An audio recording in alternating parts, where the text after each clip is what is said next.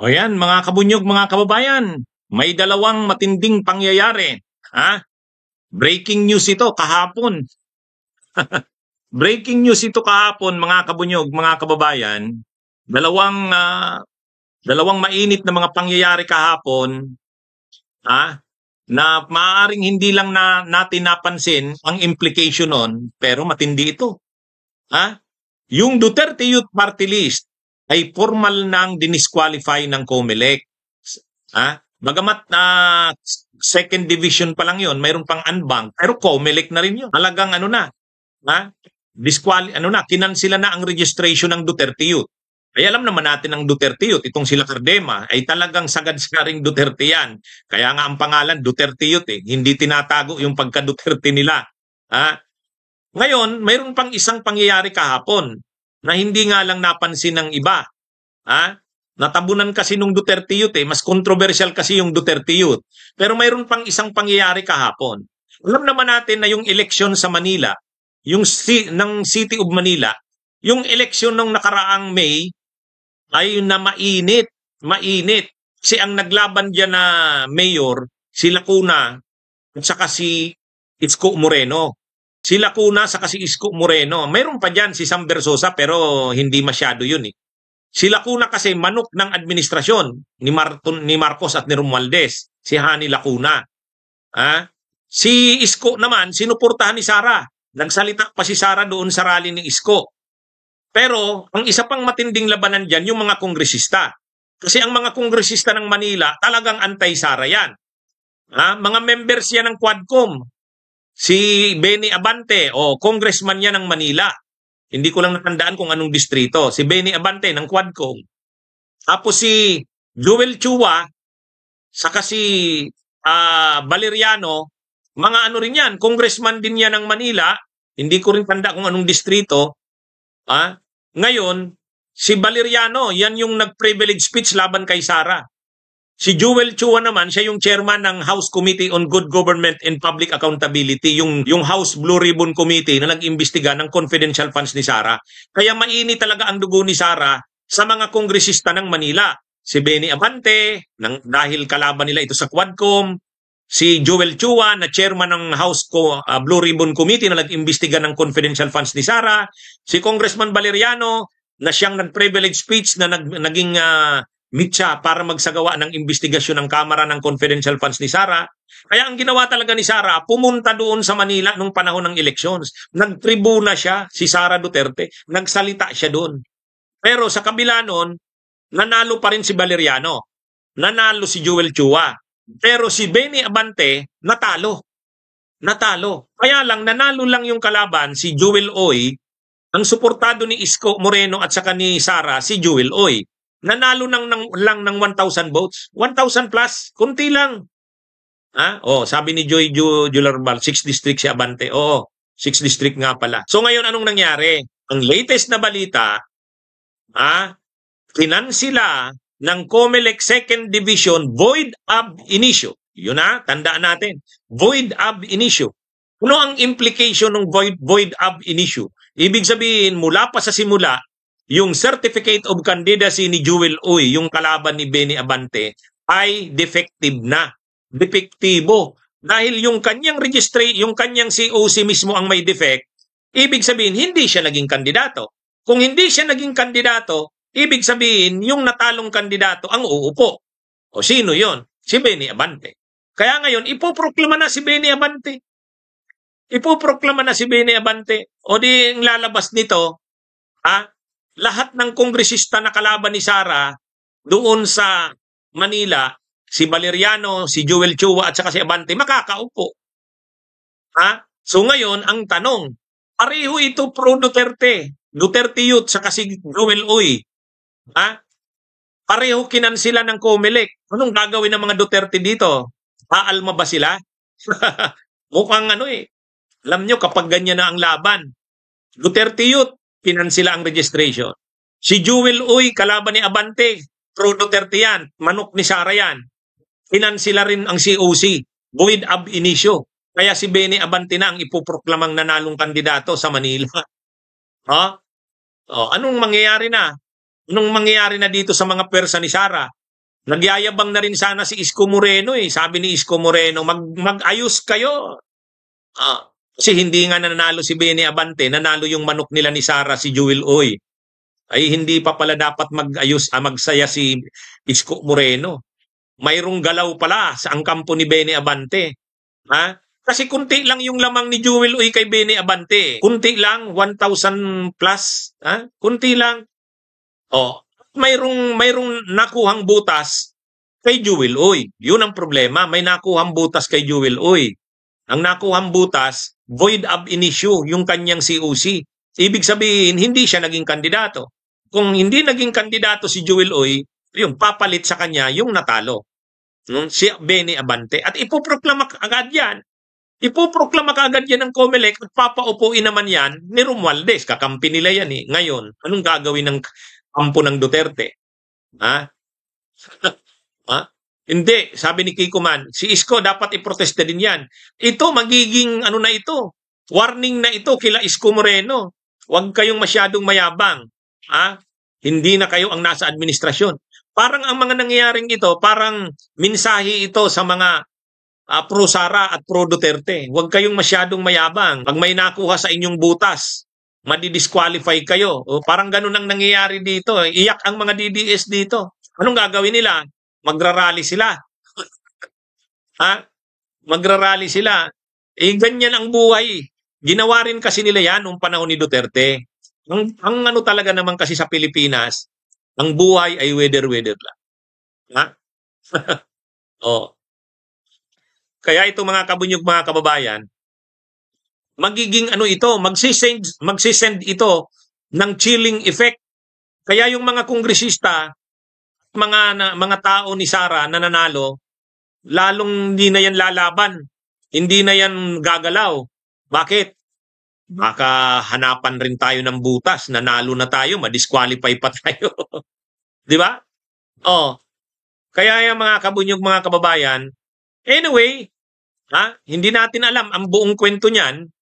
Ang nangyari diyan, syempre, nanalo si Jewel Oy, gumalaw din si Abante, palakasan na lang ngayon. Saka depende na ngayon sa sa grounds mo. May nakuhang grounds laban kay Jewel Oy. May nakuhang grounds. Aalamin ko mamaya, ire-research ko 'yan anong nangyari diyan. Pero kapag cancellation kasi ng COC, ito mga kabunyog, mga kababayan. Kapag cancellation ng COC, mabigat yan. Ibig sabihin yan, hindi ka naging kandidato. Kaya, kinansila yung certificate of candidacy ni Jewel Oy, yung kalaban ni Benny Abante. Ang bilis ng aksyon, Ang bilis ng aksyon ng COMELEC. Kaya itong nangyaring ito medyo mabigat ito, mga kabunyog, mga kababayan. Sigurado, aalma na naman dito ang mga DDS kasi pareho nila kakampiyan. Si Cardema, Duterte Youth Party List, at saka yun si Jewel Oy, pareho yan, mga pro-Duterte. Pro-Duterte yan. Kaya lang sila ngayon, ito mga kabunyog, ipakita ko sa inyo. Ipakita ko sa inyo. Ito, yan. Ito yung latest na actions ng COMELEC, mga kabunyog, updates on SPA, SPC, SPP petitions in relation to the 2025 NLE o National Local Elections as of 18 June. Kahapon. Docket number. Yan Name of respondent, Duterte Youth Party List. Position buying for member, House of Representatives under the party list system. Ruling. Petition for registration, sectoral organization under the party list system of representation is cancelled. COMELEC Second Division. Ito naman, Luis Joey Chua Uy. Name of respondent. Position buying for member, House of Representatives, 6th District of City of Manila. Ruling ng COMELEC, respondent is considered a non-candidate. And his COC is void ab initio. Proclamation of respondent is annulled. Yan. Bienvenido Benny Mirando Abante Jr. declared as the duly elected member House of Representatives, 6th District of the City of Manila, COMELEC 2nd Division. O yan ah. So ibig sabihin mga kabunyog, mga kababayan, ang COMELEC ngayon may dalawang importanteng desisyon na ginawa kahapon. Kinansila na ang registration ng Duterte Youth Party List at si Luis Joey Chua Uy, kalaban ni Benny Abante, yung kanyang COC kinansel. Ha? At yung kanyang kandidatura declared na void ab initio. Kaya yung kanyang proclamation ay inanal ng COMELEC at si Bienvenido Abante ang duly elected. Pinapaproklama na ngayon si Benny Abante. Kaya yan mga kabunyog. Yan ang nangyayari ngayon. So anong gagawin ngayon ng mga DDS? Kasi lahat pareho DDS yan. Pareho Duterte yan, Duterte Youth at saka si Uy ng Manila. Tuwang-tuwa na sana si Isko saka si Sara Duterte. Anong gagawin nila ngayon? Tama ang tanong ni Ramon Florentino. Mayroong butas na nakuha sa kanila Mayroong butas na nakuha doon sa Duterte Youth. Walang publication at hearing na dinaanan. So, kansilado ang kanilang registration as party list. Ito naman kay Joel Chua Uy, void ab initio. Ibig sabihin mula pa sa simula, hindi na kandidato si Joel Chua Uy. Ipoproklama na ngayon itong si Benny Abante. Pag naproklama na yan, papaupuin na yan ni Romualdez. Ay dagdag pa sa kanyang pwersa yan kaya mga kabunyog, mga kababayan, ang problema dito, lahat ito tao ni Duterte, ni Sara. Ngayon, anong iisipin nila? Iniisa-isa ba sila na kahit nanalo ka na, pro-Duterte ka, nanalo ka na, delikado ka pa rin? Mukhang, ang mag-aalma nito, aalma nito ang mga pro-Duterte. Kaya lang, anong magagawa nila? Lalabanan nila yan. Paano nila lalabanan? Sa COMELEC? Karamihan ngayon ng commissioners ng COMELEC, appointee na ni PBBM. Nung panahon ni Duterte, karamihan ng COMELEC commissioners, appointee ni Duterte, kaya nagagawa din nila yung mga ganyan. Ngayon hindi na nila magagawa yan. Magagawa na yan nila Marcos at Romualdez. Kasi yung mga appointees na, appointee na ni Marcos. Weather lang. Ang buhay ay weather lang. Tayo hindi natin kinakampihan dito sila Marcos at si Duterte, ay si Romualdez. Ang sinasabi lang natin, ganyan ang buhay ng politika ng Pilipinas. Ganyan ang buhay. Ngayon, anong gagawin nila? Magrarally ba? Magpi-people power na ba ang mga DDS? Sige nga, hintayin natin. Makaya ba nila? Sabi ni Cardema, gagantihan nila ang COMELEC. Itong kampo ni Uy, kalaban ni Benny Abante, anong gagawin nila? Magrarally sila sa Manila? Sige, hintayin natin. Hintayin natin. Basta tayo, sa mga nangyayaring ito, naobserbahan natin, kahapon, dalawang pro-Duterte. Panalo na sana yung Duterte Youth. Tuwang-tuwa na si Cardema, naglulukso na sa tuwa. Panalo rin si Uy, tinalo si Abante. Naglulukso sa tuwa yung mga DDS sa Manila. Paano Abante, talo ka? Hindi, minaliit nila si Abante, mayroon palang nakuhang butas. Mayroong nakuhang butas dito kay Uy. Kaya ngayon, pinadeclare. Ang mahirap doon, kansilado ang COC, void ab initio. Pagkakansilado yung COC mo, yung natalo, yun ang uupo. Yun ang uupo. Kaya yan mga kabunyog, mga kababayan, matindi ang nangyari na yan sa Manila. Anong gagawin ni Isko Moreno? Magrereklamo si Isko Moreno? Imumobilize yung supporters nila ni Sara? Magrarally sila sa Manila in support kay Uy? Abangan nga natin. Abangan natin kung anong gagawin nila. Ang buhay talaga ay weather lang. Panahon ni Duterte, nagagawa rin nila yan sa mga kalaban. Ngayon, ginagawa rin sa kanila. Kaya yung mga nanalong kongresista na pro-Duterte, kahit sa iba-ibang lugar ng Pilipinas, kakabahan na dito. Kakabahan na. Ano ba tayo? Mahihirapan sila dito. Mahihirapan sila. Kasi gumagalaw na yung mga kalaban nila. Kapag pro Duterte ka, nanalo ka, wala namang butas sa'yo, walang problema. Eh problema kung tulad nito, may butas yung sa Duterte yun. May butas yung kay Congressman Uy ng Manila. Nakuna ng butas eh. Kung wala namang butas yun, paano naman i-disqualify ng COMELEC yun? Paano naman i-ano yun? Paano naman i-declare ng COMELEC yun na kansilado yung COC kung wala namang basihan? Dapat may basihan. Nakuna ng basihan eh. Sino ang nag-ano noon? Ay siyempre si Benny Abante, gumagalaw din yan. Oh. Kaya anong ito? Ang buhay ay weather-weather lang. Kaya dapat hindi muna nagyabang sila Uy, saka si Isko. Ang problema nung nanalo sila, nagyabang na si Uy. Hindi nanahimik lang si Abante. Nanahimik lang. Oh. Pero siyempre gumalaw si Abante. Paggalaw ni Abante matindi. Ayan oh. Siyempre pwede pang mag-appeal sila sa Anbang. Ang kampo ni Uy, pwede pang mag-appeal sa Anbang kasi COMELEC second division 'yon. Pwede pa pero seldom na nire-reverse ng Anbang 'yan. Seldom. Oh, bihira. Bihira. Oh, at karamihan din ng members ng COMELEC Anbang appointee ni PBBM. Ha? Oh, appointee ni PBBM. Nung panahon kasi ni Duterte, karamihan ng COMELEC commissioners appointee niya. O sino-sino ang appointee ni Duterte? 'Di ba karamihan ng mga COMELEC commissioners nung panahon ni Duterte, mga galing Davao? Mga galing Davao. Si Ray Bulay, si Inting, si Perulino, lahat 'yan mga galing Davao. 'Di ba? Si Perulino, yung naling kay naalala nyo, yung naling kay Bato. Si Perulino. Kung hindi tayo nagkakamali, nalink yan kay Bato. Kaya lang, yung mga appointees na yan ni Duterte, wala na ngayon sa COMELEC. Si Perulino, si Casquio, si Bulay, wala na. Kaya nga may mga bagong ninominate si PBBM. Yan, mga kabunyog, mga kababayan.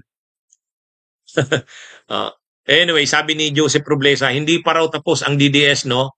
Yun nga. Ipakita na ng DDS yung persa. Kaya nga ang tanong natin, aalma ba ang mga DDS dito? Abangan natin. Kaya yan, kanya-kanyang galawan yan. Kung nung panahon ni Duterte, makikita mo yung power ni Duterte na ipasara nga ang ABS-CBN. Di ba? Ipasara ang ABS-CBN. Sino bang makakaisip na maipapasara mo ang ABS-CBN? Duterte yan. Ngayon, hindi naman na panahon ng Duterte. Yun ang problema. Kaya yung mga kakampi ng Duterte, isa-isa naman sila ngayong tinatamaan. Ang buhay ay weather-weather lang. Sabi ni Joseph Roblesa, hindi nyo mapoprotesta si Isko, no? Ay, awang ko, hindi natin alam. Hindi ko alam ang politika ng Manila. Hindi ko alam yan. Hayaan mo, kung hindi maipoprotesta si Isko, di safe siya. Safe siya. Kaya lang, hindi naman ibig sabihin na nakaupo ka na, tapos na ang problema mo. Pag nakunan ka dyan ng butas, makakasuhan ka pa rin. Ombudsman, baka ma-preventive suspension siya ng ombudsman. Tandaan natin, may bagong ombudsman na uupo sa July. Wala na si Martires. Yung kakampi ng mga Duterte na si Martires, mawawala na. Mawawala na. Kaya, pag kinasuhan yan si Isko sa ombudsman, at ang bagong ombudsman ay kakampi ng Marcos at Romualdez, ay patay. Patayan si Isko. Pwedeng hindi ma-disqualify yan ng COMELEC, pero pwede yan makasuhan sa ombudsman kung anong pwedeng ikaso dyan. Mahahanapan ng butas yan.